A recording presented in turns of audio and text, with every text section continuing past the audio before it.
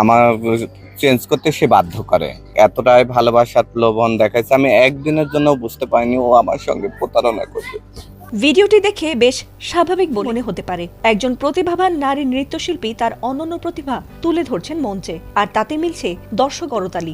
এমনকি শিশুদের নাচও শেখান তিনি। তবে সেই নৃত্যশিল্পী যখন প্রতারিত হয়ে নিজের বিষয়গুলো জানাতে পুলিশের কাছে হাজির হন, তখন রীতিমতো নড়ে চড়ে বসেন অনেকেই।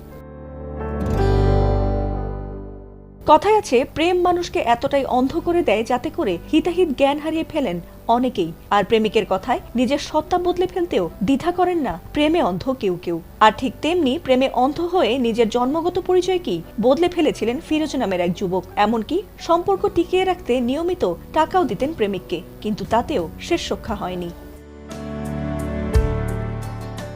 আর তাই প্রেমে প্রতারিত হয়ে ভাঙা মন নিয়ে অবশেষে আদালতের বারান্দায় হাজির হয়েছেন সেই নৃত্যশিল্পী ফিরোজ। ঘটনাটি ঘটেছে সাভারে। সেখানে রাজশাহীর ফিরোজের সঙ্গে প্রেমের সম্পর্কে ছিলেন একই গ্রামের বিপ্লব। ফিরোজ সাভার উপজেলার শিল্পকলা একাডেমি ও শিশু একাডেমির নাচের শিক্ষক। অন্যদিকে প্রেমিক বিপ্লব হোসেন বর্তমানে বরিশাল আবুল খায়ের গ্রুপের কয়লাঘাটে সুপারভাইজার পদে কর্মরত রয়েছেন।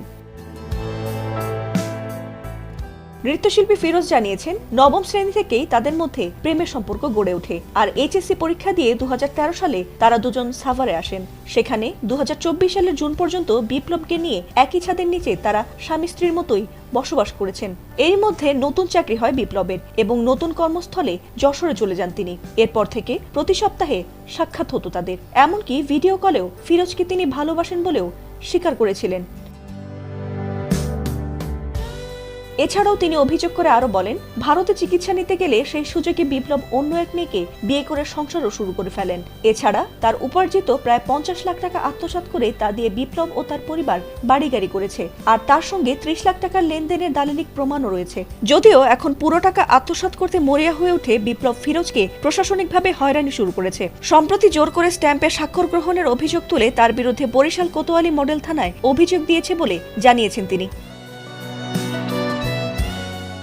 এদিকে এ ঘটনার পর থেকে তাকে বিভিন্নভাবে প্রাণনাশের হুমকি দেয়া হচ্ছে বলে এ নিয়ে চরম আতঙ্কিত রয়েছেন ফিরোজ। এ নিয়ে সাভার উপজেলা নির্বাহী কর্মকর্তা সাইফুল ইসলাম বলেন, ভুক্তভোগী ফিরোজ কোনো প্রকার আইনি সহায়তা চাইলে তাকে তা দেয়া হবে।